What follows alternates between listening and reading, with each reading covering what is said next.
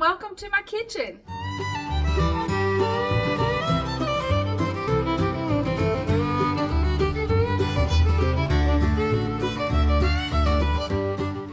I am so happy to be sharing a recipe with you today. This is a bread recipe. It has been our go-to here lately. It's pretty simple and straightforward. If you're a beginner baker, you can feel confident in baking this bread. It's pretty hands-off. It doesn't require a whole lot of hands-on time. You do have to let it rise, and that takes up a little bit of time, but overall, a very simple and straightforward recipe that you can be confident in baking. I've been using this to make hamburger and hot dog buns. You could change the size and make sliders. You can make dinner rolls. It's a very versatile recipe. I made some buns last night and filmed it for you. We had sloppy joes for dinner on these homemade hamburger buns. I filmed it for you, and we're gonna go back in time and I'm gonna share this recipe with you. I'm using my KitchenAid mixer, but you can absolutely do this by hand. This just makes it a little bit easier. I'm going to add 1 cup of warm water, what I didn't spill, and then to that I'm going to put 1 packet of fast rising instant yeast.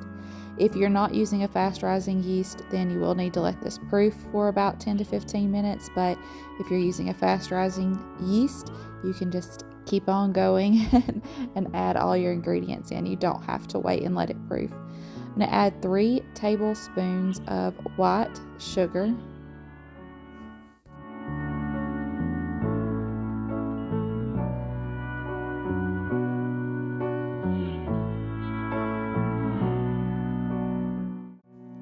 four tablespoons of melted butter, 1 egg at room temperature. If yours have been in the refrigerator, just let it sit out for a little bit and come to room temperature.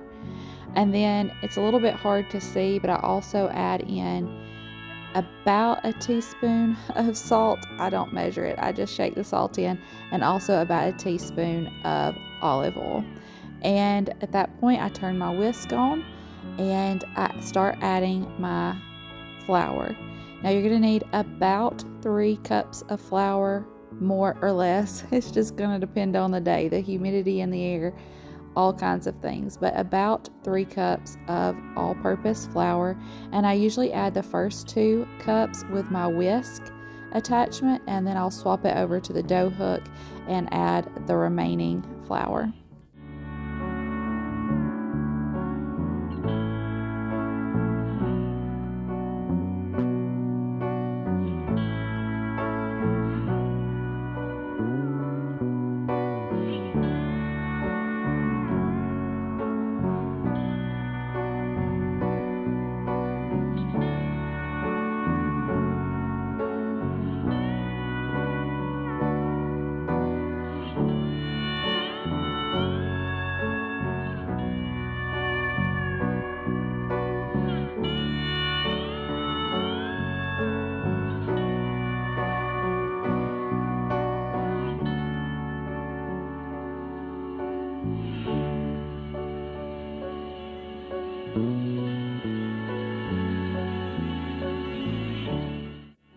Going to put my eggshell in my bin of chicken scraps, and I'm going to let this dough hook work on this dough for a few minutes. You want to make sure all of the flour is combined.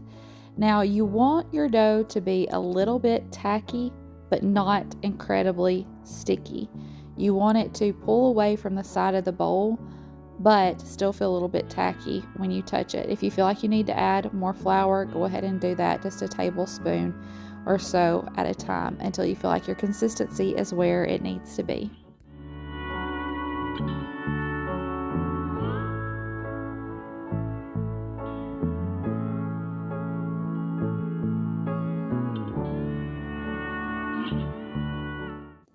You can see here that I am able to pull that dough off of the hook without it sticking to my hands. Here's another shot where you can kind of see the consistency. Still a little bit tacky, but definitely not sticky and not loose.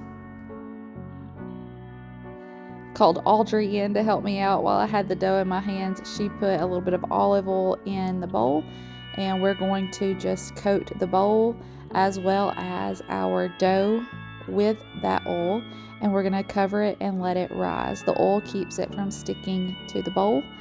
We're going to let this rise until it about doubles. That could take anywhere from an hour to 2 hours. Just keep an eye on it. You can cover it with a tea towel. I had some plastic wrap, so that's what I'm covering it with. And I'm going to set this in the oven with the oven light on, no heat, just the light, and that will give it enough warmth to rise well.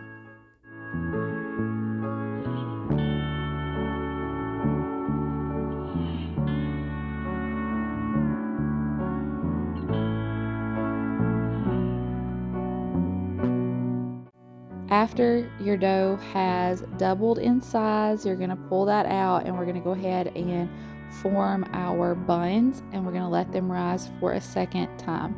So I'm just lightly flouring a clean work surface. Going to turn my dough out on that and knead it just a little bit, maybe 45 seconds to a minute. It doesn't take a lot, but you do want to work the dough just a little bit. And I have a baking sheet to the side lined with parchment paper. That is what we will put our buns on.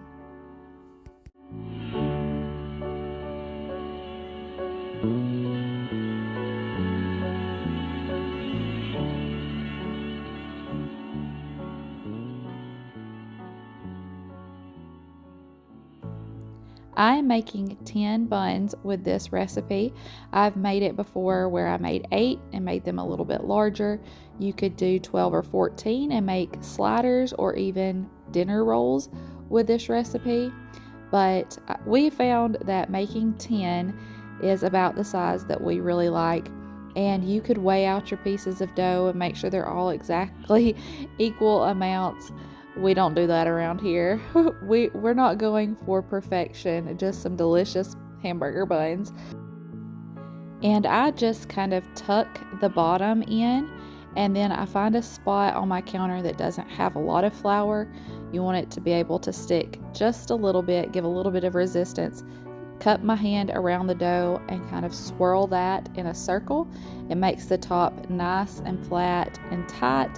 And then I mash it down just a little to give it the shape that I want.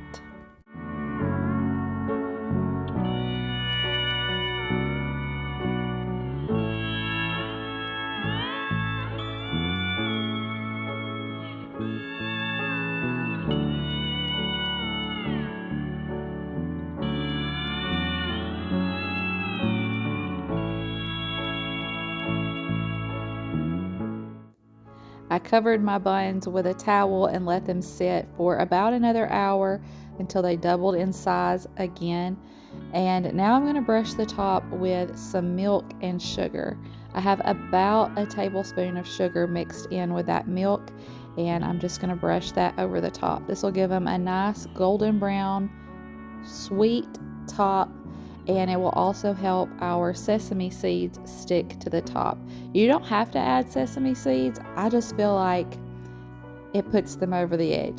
It's a little something extra, and so we like to sprinkle some sesame seeds on top of our hamburger buns.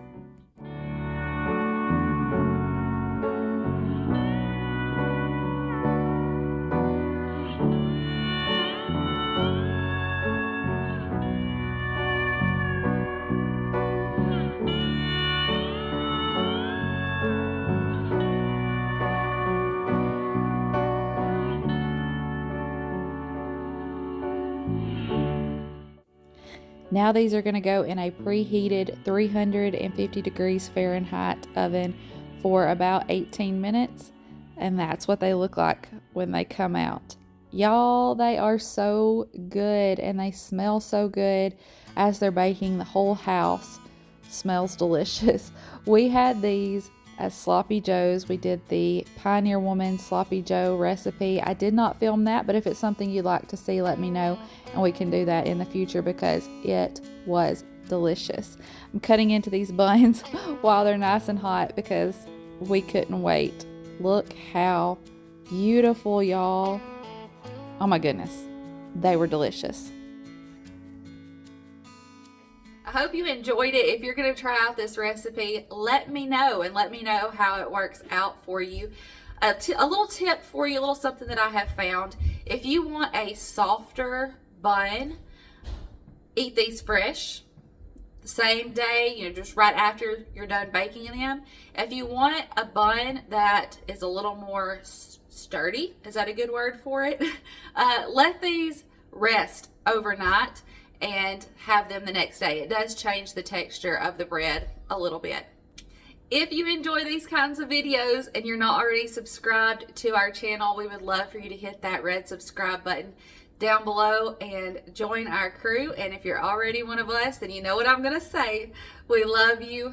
We appreciate you. And we'll see you in the next one. Bye, y'all.